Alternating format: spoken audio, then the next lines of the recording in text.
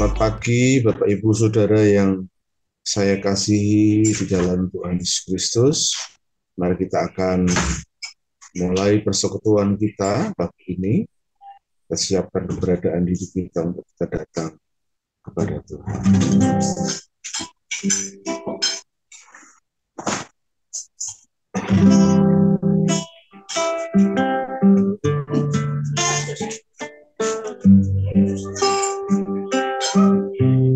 Bapakah mendengar seruan hatiku, tak pernah kau lepaskan dari kasih-Mu. Lewat lembah gelap, Kau temani aku. Roh-Mu bekerja selalu untuk kebaikanku, mengalir kuasa dari tempat maha tinggi. Bapa kekal mulia, Kau hadir di sini, memulihkan hati, menyembuhkan yang terluka. Ku kan tenang bersama-Mu,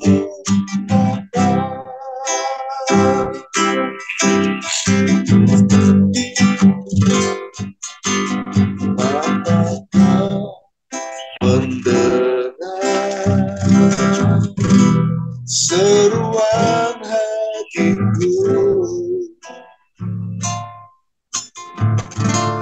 tak pernah Kau lepaskan dari kasih-Mu.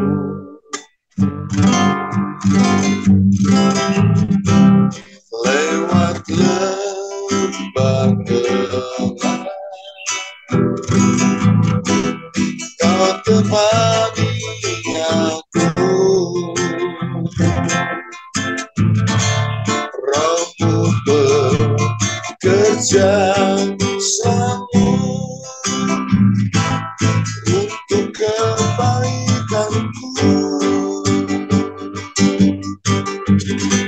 mengalir kuasa dari tempat maha tinggi. Bapa kekal mulia, Kau hadir di sini, memulihkan hati, menyembuhkan yang terluka. Ku kan tenang bersama-Mu, Bapa, mengalir kuasa dari tempat maha tinggi. Bapa kekal mulia, Kau hadir di sini, memulihkan hati, menyembuhkan yang terluka. Ku kan tenang bersama-Mu, Bapa.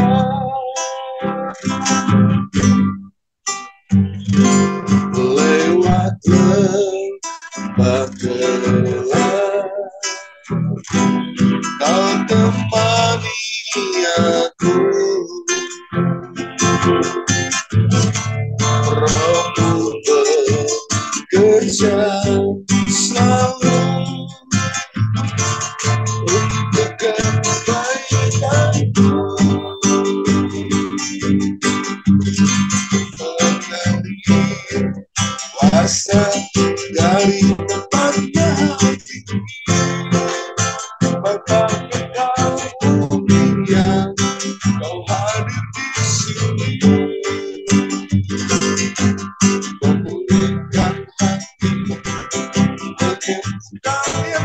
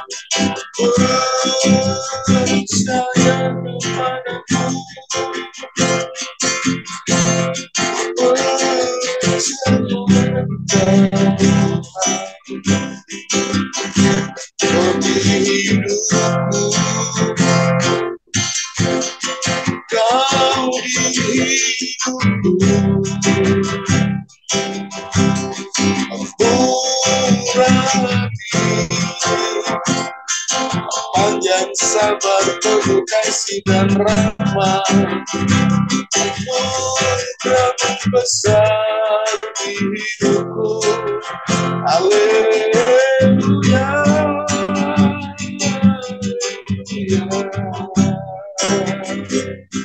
ku percaya kepadamu, percaya kepadamu. Haleluya, kau puji namamu, ku sembah namamu ajaib.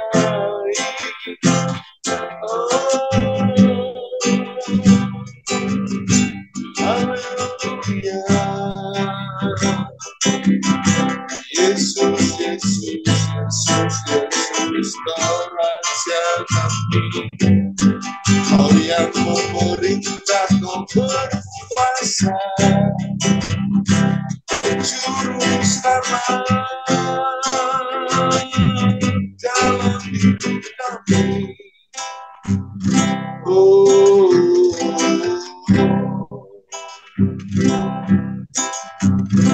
Yesus,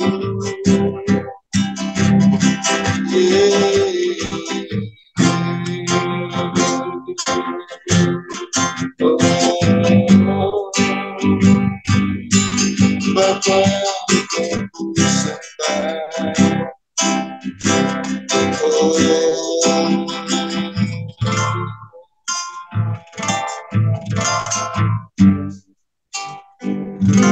Ku yakin Kau hadir di sini, ku rasakan kuasa yang tak terbatas.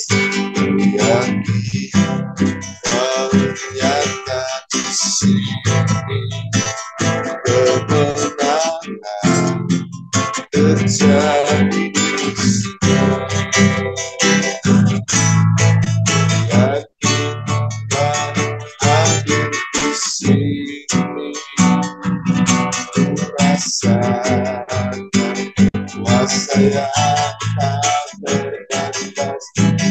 Yakin Kau nyata di sini, kemenangan terjadi di sini.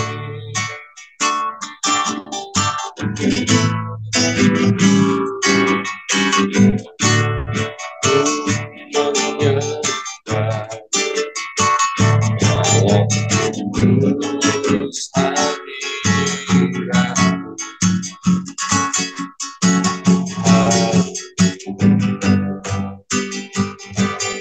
kasih karunia-Mu Bapa,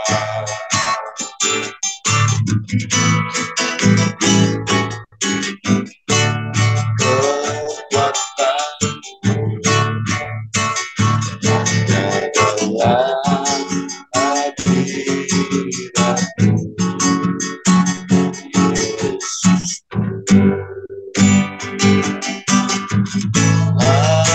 Sedang datang,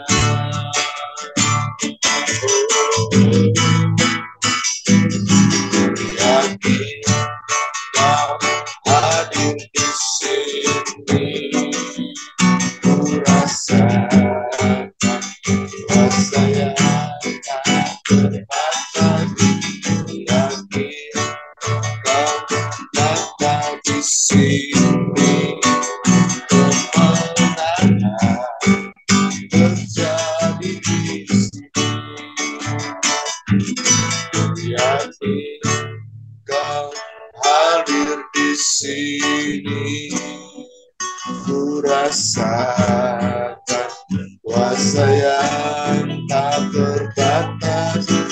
Yakin Kau nyata di sini, kemenangan terjadi di sini.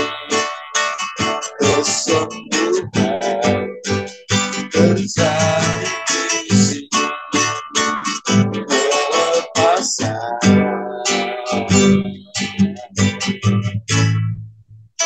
terjadi di sini. Biarlah hati kami dilimpahi dengan ucapan syukur karena kemenangan ada dalam kehidupan kami dan selalu terjadi dalam kehidupan kami sebab Engkau Tuhan yang telah bangkit mengalahkan maut, Engkau Tuhan yang telah bangkit mengalahkan segala kuasa kegelapan, roh penghulu setan di udara. Kami mengalami kemenangan, kami mengalami sukacita, dan di hari yang baru ini Tuhan, kami kembali ingin mengecap akan segala kebaikan Tuhan dinyatakan dalam kehidupan kami. Sebelum kami melangkahkan kaki kami lebih jauh lagi pada hari ini, kami butuh firman-Mu, kami perlu firman-Mu yang akan memperlengkapi kami, menolong kami, mengurapi kami semua. Berkati Ibu Nana yang akan menyampaikannya buat kami pada pagi ini ya Bapak. Menolong kami semua dengan pengurapan yang baru. Demi nama Tuhan Yesus kami berdoa mengucap syukur. Haleluya. Amin. Puji nama Tuhan. Bapak Ibu Saudara yang dikasihi oleh Tuhan, pagi ini kebenaran firman Tuhan akan disampaikan oleh Ibu Nana. Waktu dan tempat saya persilakan. Shalom, selamat pagi Bapak Ibu Saudara yang terkasih di dalam Tuhan. Mari pagi ini kita bersama-sama merenungkan firman Tuhan. Karena firman Tuhan itulah yang menjadi penuntun, penolong, dan kekuatan di dalam hidup kita. Mari kita buka Alkitab kita di Yohanes 21 ayat 15 sampai dengan 19. Saya akan bacakan untuk kita semua.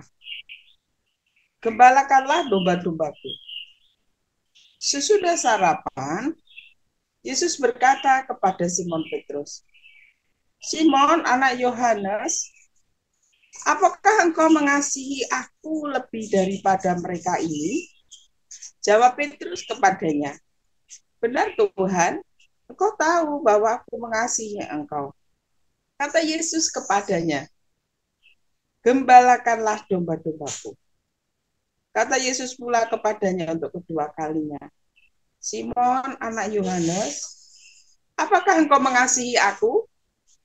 Jawab Petrus kepadanya, benar Tuhan, engkau tahu bahwa aku mengasihi engkau. Kata Yesus kepadanya, gembalakanlah domba-dombaku. Kata Yesus kepadanya untuk ketiga kalinya, Simon, anak Yohanes, apakah engkau mengasihi aku? Maka sedih hati Petrus karena Yesus berkata untuk ketiga kalinya, apakah engkau mengasihi aku? Dan dia berkata kepadanya, Tuhan, engkau tahu segala sesuatu. Engkau tahu bahwa aku mengasihi engkau. Kata Yesus kepadanya, gembalakanlah domba-dombaku. Aku berkata kepadamu, sesungguhnya ketika engkau masih muda, engkau mengikat pinggangmu sendiri dan engkau berjalan kemana saja engkau kehendaki. Tetapi jika engkau sudah menjadi tua, engkau akan mengulurkan tanganmu dan orang lain akan mengikat engkau dan membawa engkau ke tempat yang tidak kau kehendaki. Dan hal ini dikatakannya untuk menyatakan kepada Petrus akan bagaimana Petrus akan mati dan memuliakan Allah. Sesudah mengatakan demikian, ia berkata kepada Petrus, ikutlah aku. Amin. Bapak Ibu Saudara yang terkasih di dalam Tuhan, setelah peristiwa Paskah dan Yesus bangkit, murid-murid sebetulnya sudah mengalami atau melihat Yesus. Pada waktu kita masih ingat pada waktu Maria Magdalena ketemu dengan Tuhan Yesus, pada waktu dua murid Yesus yang sedang ada dalam perjalanan ke Emmaus juga ketemu dengan Yesus. Dan ini hari itu mungkin perasaan para murid tidak menentu begitu ya. Setelah Yesus disalib, terus Yesus bangkit. Tetapi pasti perasaan mereka tidak menentu. Dan mereka pergi untuk mencari ikan. Saat mencari ikan, semalam-malaman tidak dapat. Lalu pada waktu itu ada seseorang di tepi danau yang berkata, menyuruh mereka untuk melemparkan jala ke sisi perahu yang lain. Dan mereka mendapat ikan yang banyak. Pada saat itu, para murid mengerti siapa yang sedang berbicara itu. Yohanes juga mengerti. Petrus langsung memakai bajunya dan terjun untuk segera menemui Yesus. Tapi Ibu Saudara yang terkasih, Petrus ini kalau kita perhatikan murid Yesus yang seringkali ditulis. Bukan yang lain tidak penting loh ya, enggak. Tetapi dia ada sesuatu yang menarik. Petrus ini seorang yang spontan, dia mengasihi, tetapi dia juga seseorang yang penakut juga. Tapi juga pemberani. Ingat pada waktu di Taman Getsemani, yang memotong telinga salah seorang prajurit yang mau menangkap Yesus dalam rombongan itu. Siapa? Petrus. Dia dengan berani segera membuat perlawanan. Tapi dalam beberapa jam kemudian, tidak lama, setelah Yesus ditangkap, dia mengikuti dari belakang, Petrus pun sudah berubah. Dia ketakutan, hanya ditanyai oleh seorang budak kecil. Apalagi pada waktu Tuhan Yesus disalib, dia melihat dari kejauhan. Yesus yang dikasihinya mati di kayu salib. Ingat Bapak Ibu Saudara, Petrus itu sudah menyangkal Tuhan Yesus sebelum ayam berkokok. Menyangkalnya tidak sekali, 3 kali. Tentunya perasaannya campur aduk.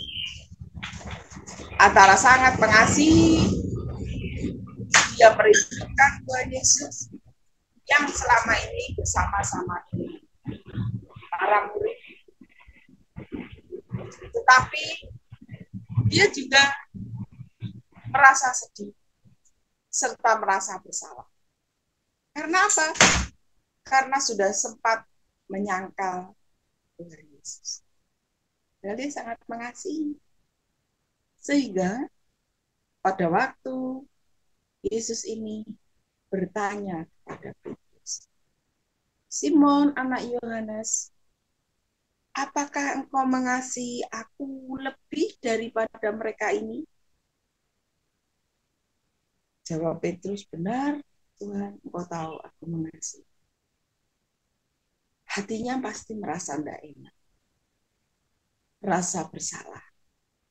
Tapi di hadapan Yesus yang memiliki kasih yang besar yang pasti dapat dia rasakan di dalam hatinya. Rasa tidak enak, rasa bersalah itu pasti ada di dalam dirinya. Belum lagi Yesus ngomongnya 3 kali, tidak cuma 1 kali.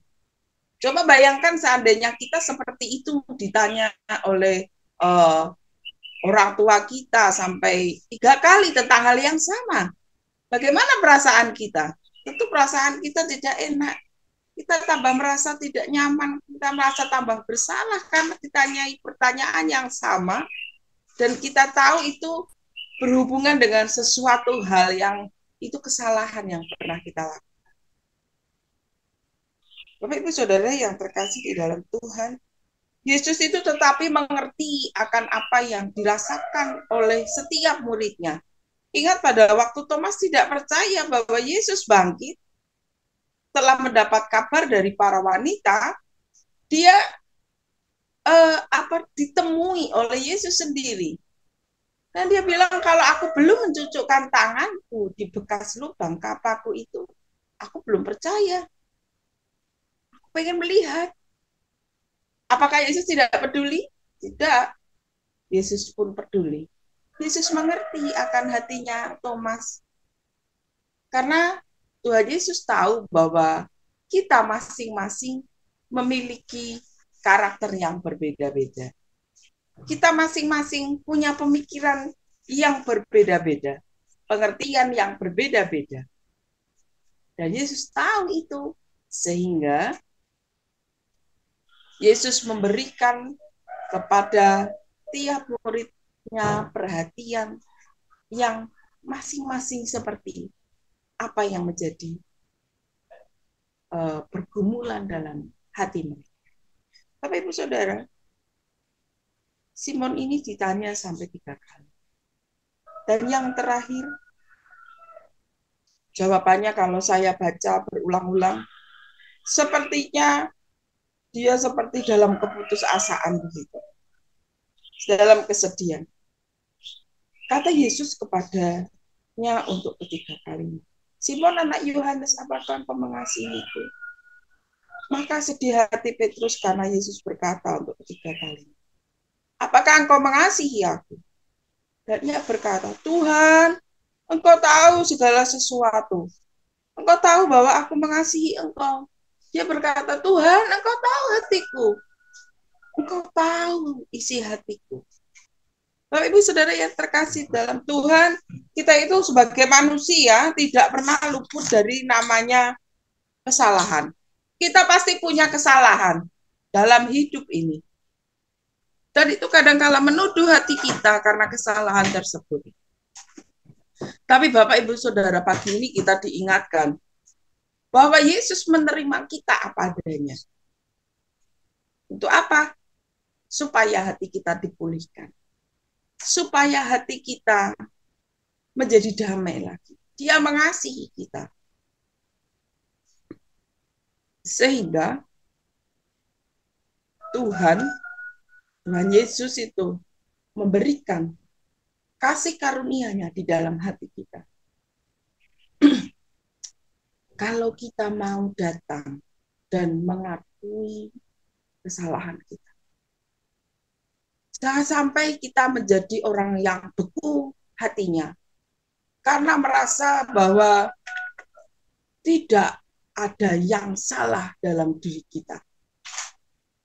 Kenapa begitu? Karena kalau kita membiarkan hati kita beku, kita menganggap diri kita paling benar, tidak ada yang salah, maka kita tidak perlu Tuhan. Yang muncul adalah kesombongan. Kita menjadi seorang yang tidak perlu Tuhan. Sepertinya kita ibadah, tapi kita sombong banget. Hati kita keras sekali. Sehingga kita seperti tidak peduli dengan apa yang sudah kita lakukan. Pagi ini ada berita ya. Kita ini harus selalu mengerti. Kita ini manusia penuh dengan kelemahan. Kita ada kelemahan, mari kita datang kepada Tuhan. Membereskan hati kita tiap-tiap hari. Sehingga damai sejahtera dan kasih karunia Tuhan itu dapat kita rasakan dalam hidup kita. Supaya kita dapat menjadi anak-anak Tuhan yang hidupnya ada di dalam sukacita yang dari Tuhan. Bapak Ibu Saudara, suatu kali saya bertemu dengan seorang tua yang berkata, sekarang ulangnya sedang meninggal. Saya nggak mau mengingat-ingat lagi akan apa yang sudah terjadi yang itu menyakiti hati saya.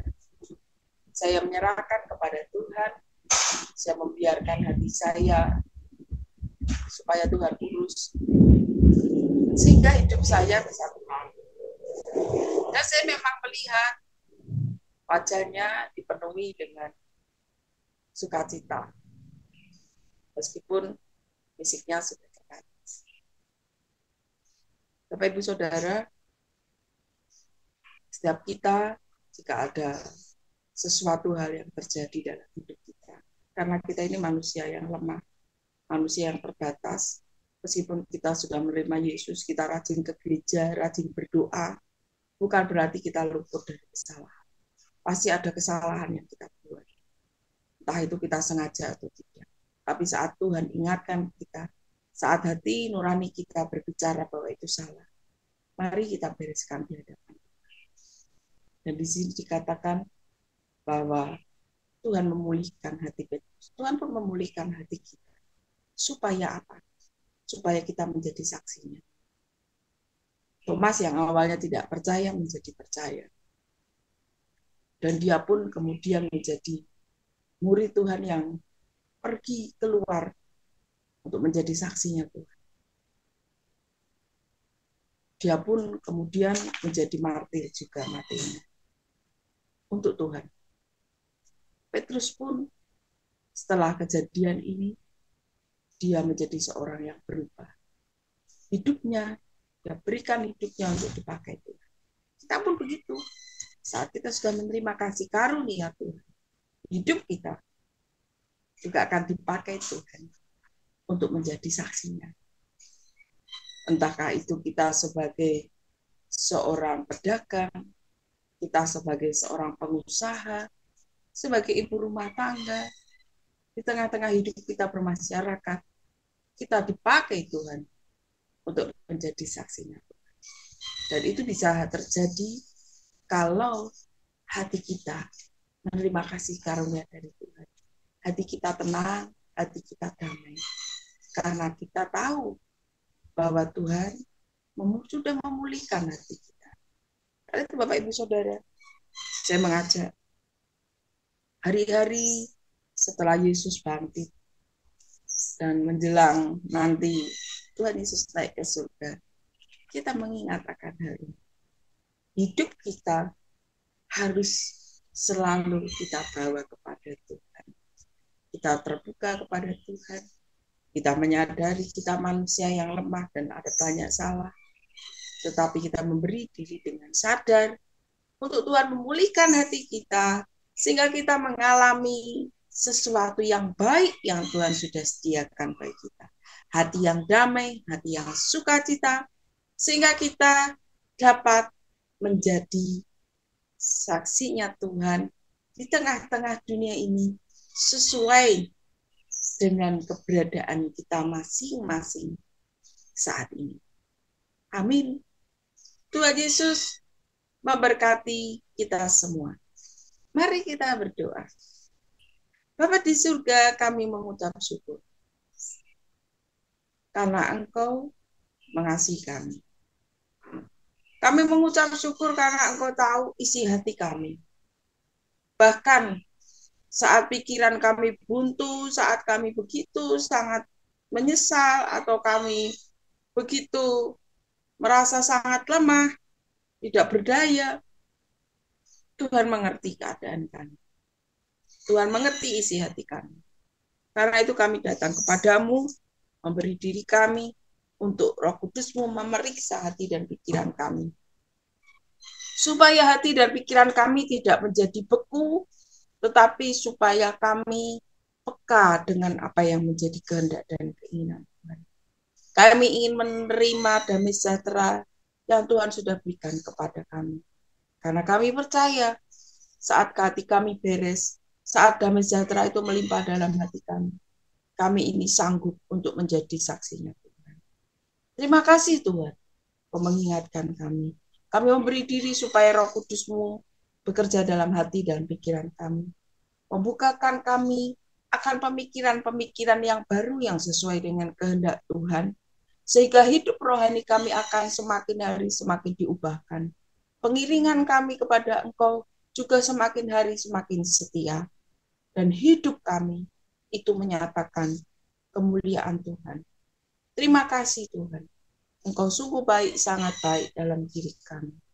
Kami berdoa Tuhan, apapun yang menjadi persoalan, pergumulan dari anak-anak-Mu semua, Tuhan Engkau memberkati kami, memberi kekuatan yang baru, memberikan kami kesabaran, memberikan kami hati yang mampu untuk kuat melalui segala kesulitan yang ada yang mungkin sedang kami alami dalam. Tuhan, kami percaya firman-Mu ya dan amin. Engkau berkata bahwa burung di udara Engkau pelihara, bunga bakung di padang Engkau dandani. Engkau pun juga tidak akan membiarkan hidup kami, anak-anak-Mu mengalami kekurangan dan kami tidak mendapatkan jalan keluar. Kami percaya Tuhan, oleh karena kemurahan Tuhan, Tuhan akan menunjukkan dan memimpin kami, sehingga usaha pekerjaan kami mengalami kemajuan yang baik, sehingga kami berkelimpahan, tidak berkekurangan. Kami percaya kepadamu Tuhan, bahwa Engkau adalah Allah yang sangat mengerti keadaan kami. Terima kasih Tuhan, berkat-Mu melimpah atas kami semua. Kami menyerahkan hari ini kepadamu, mohon pimpinan dan tuntunan-Mu dalam hidup kami. Di dalam nama Tuhan Yesus, kami berdoa dan mengucap syukur, haleluya. Amin. Mari kita akan angkat kedua belah tangan kita. Kita mohon berkat Tuhan. Biarlah Bapa yang baik itu memeluk kehidupan kita. Karena itu, biarlah kasih setia Tuhan menjadi bagian dalam kehidupan kita senantiasa. Tuhan memberkati engkau dan melindungi engkau. Tuhan menghadapkan wajahnya yang kudus kepadamu dan seraya memberikan berkat sukacita. Berkat damai sejahtera dilimpahkan dalam kehidupan kita semua. Engkau akan menjadi kepala dan bukan ekor. Dan hidupmu akan terus mengalami kehidupan yang diberkati oleh Tuhan. Seperti pohon yang ditanam di tepi aliran air yang akan terus menghasilkan buah. Demikianlah hidupmu diberkati oleh Tuhan. Dari sejak pagi ini, besok, bahkan sampai kepada Maranatha. Kristus Yesus datang kedua kali menjemput kita semua. Di dalam berkat nama Tuhan kami berdoa mengucap syukur. Haleluya. Amin. Amin. Puji nama Tuhan. Selamat pagi, selamat beraktivitas kembali pada pagi ini. Biarlah Tuhan menolong, memberkati kita semua, mempersiapkan diri, masuk dalam ibadah hari Minggu besok, dalam ibadah yang diberkati oleh Tuhan. Shalom, memberkati kita semuanya.